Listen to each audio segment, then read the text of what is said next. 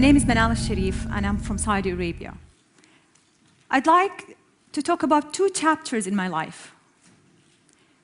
I'll start with chapter 1. Chapter 1 in my life tells the story of my generation, and it starts with the year I was born in. That was 1979. Women in Sahwa time, or in the 80s. In the Sahwa time, those extremists, one of the main subjects they used to talk about is us women. For them, a woman is always treated like the seductive fruit. Means, if I leave the house and something bad happens, I'm responsible for that, because men cannot control their instincts. So I was bound to stay home, according to their rules. For them, I was awra. Awra is sinful place of your body to show or to disclose. For them, my face was awra. Even my voice was awra. My name was awra. Women cannot be called with their name, so they're called mother of one of her sons, or wife of the man's name. There were no sports, there were no engineering schools for women, there were, of course, no driving. We didn't even have IDs with our pictures, except the passport that when we leave the country. So we were voiceless, we were faceless, and we were nameless. We were just invisible.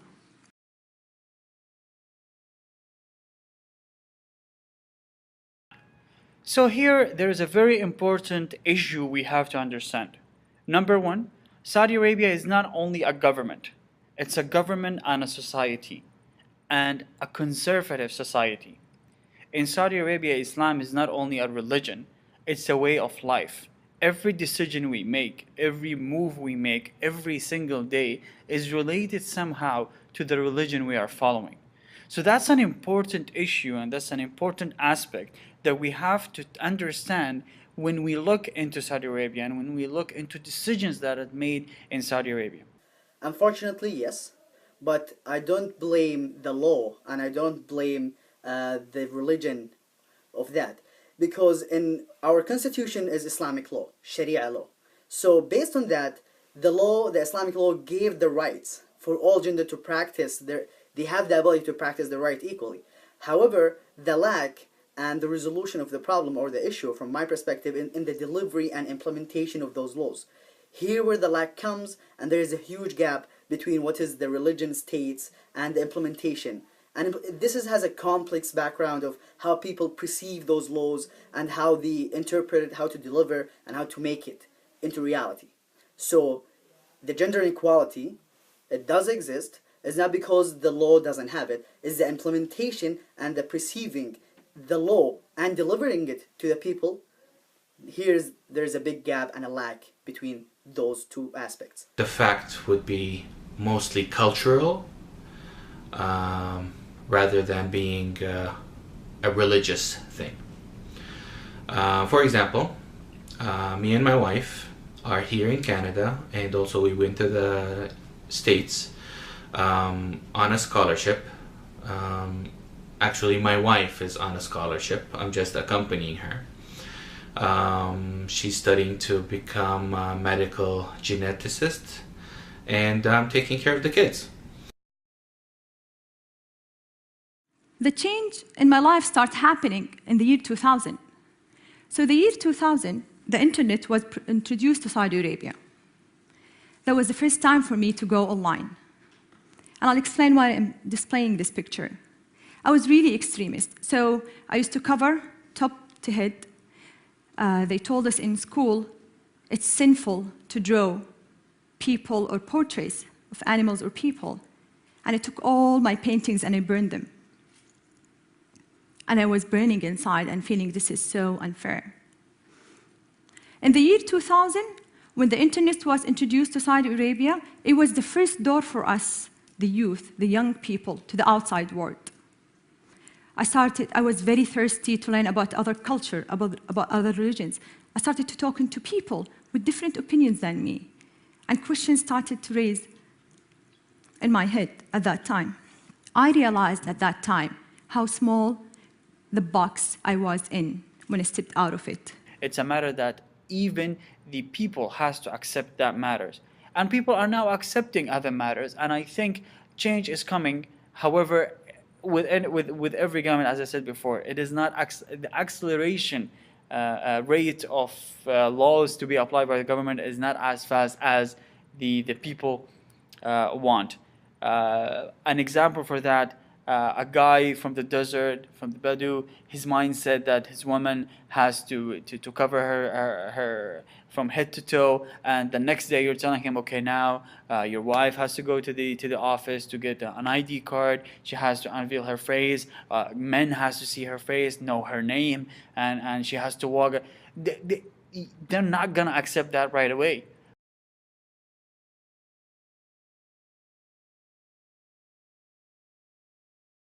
A few differences that I've noticed with women from Saudi Arabia are that their husbands will definitely speak on their behalf. Also that the women are not allowed to drive here, but their husbands will drop them off and pick them up with great punctuality. I've noticed a little bit of segregation, let's say at events. You know, the men will normally sit on one side and the women will sit on the other side. Not that this is a bad thing, it's just a little difference that I've noticed from my own culture. I find that women from Saudi Arabia are very family-oriented. I've met women who, 3 weeks after giving birth to their first child, have returned to school because they're very dedicated towards their education.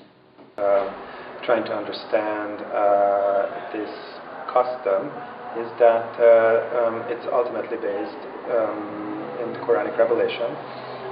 But this Quranic revelation in this instance is not absolutely specific about the exact nature of the satire. So various, I suppose, areas within the Muslim world being influenced by different schools of law or different interpretive traditions arrive at different conclusions regarding the veil. But I think that in general, the tradition accepts the need for women to dress modestly and to preserve their dignity in that special sense. And I think that's the important factor here, that whatever kind of veil, a form of veil the woman wears, the ultimate principle is that the Quran tries to, in that particular passage, tries to preserve the dignity of the female. In my opinion, I feel that all women at Laurentian University are treated equally, and I do not feel that there is a barrier for women who wear hijabs. As I stated, working in the international department for approximately 4 years, I've gotten to know a lot of Saudi Arabian women really well, and I've come to deeply respect them, their views and opinions. I would not treat anyone differently, hijab or not. They think that we are abused by our husbands or our society, and they force us to wear in this way. But no, this is our choice. This is our tradition, customs. Now I will move to chapter 2 in my life, which I think everyone here heard about, driving for freedom. Maybe there is a gap between chapter 1 and chapter 2. Saudi Arabia, there is not that much happening, so maybe there is not that much to tell you what happened from chapter 1 to 2. But chapter 2, we were inspired by the Arab Spring, and we were led by personal struggles. We were a group of women, Saudi women, who started Drive Your Own Life. And it was just a very simple campaign using social media and calling women to drive on June 17. One of the breakthrough things, I recorded a video explaining what is June 17, and I recorded another video of me driving. I used my face, my voice, and my real name. I was there to speak up for myself. I used to be ashamed of who I am, a woman, but not anymore. That video, when I posted it online, it got like 700,000 views in one day. A day later, I was arrested and sent to jail. the famous "A Woman Can't Drive," it is according to law, but according to the existing law, but it's not about religion who enforcing that law. It's actually the society is not accepting this. The culture is not accepting the aspect. This norm has been developed throughout years from the people, not from the religion. Because even though from our history, Islamic law and Islamic history, we had women who could travel by themselves, could ride, and could have their own transportation, like whatever the form of transportation, what was it? I'll say, in my point of view, it is a cultural reason. If you take an example for a lot of Muslim countries, such as Kuwait, Bahrain, and like even in Africa, such as Tunis, Morocco, and Egypt, women there are driving. So, if we talk about Saudi Arabia in particular, we will say it is a cultural reason, not a religion reason.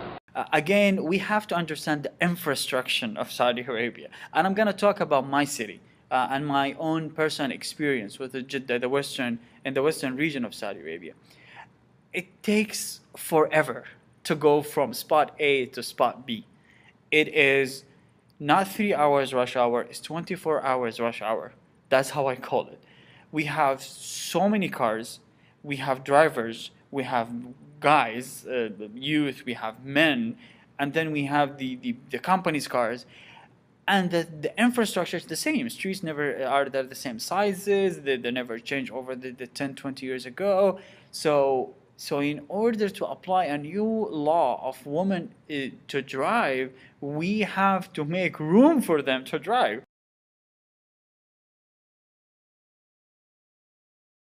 And it's amazing that women can be doctors and lawyers. They can fly planes, but they have to be chauffeured to the airport. Yeah. Both you and your husband have really spoken out on this. What is your timeline?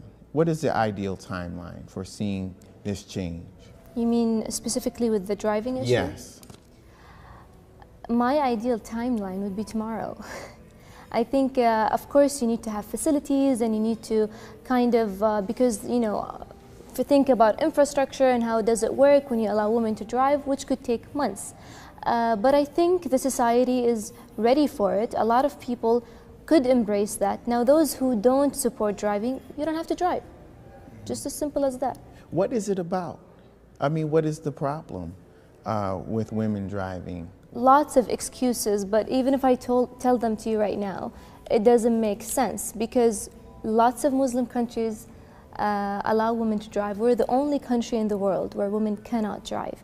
Islam actually encouraged that women participate in sports and they use transportation, and women used to ride camels and horses. The wives of the Prophet used to ride horses and camels. So it just doesn't make sense.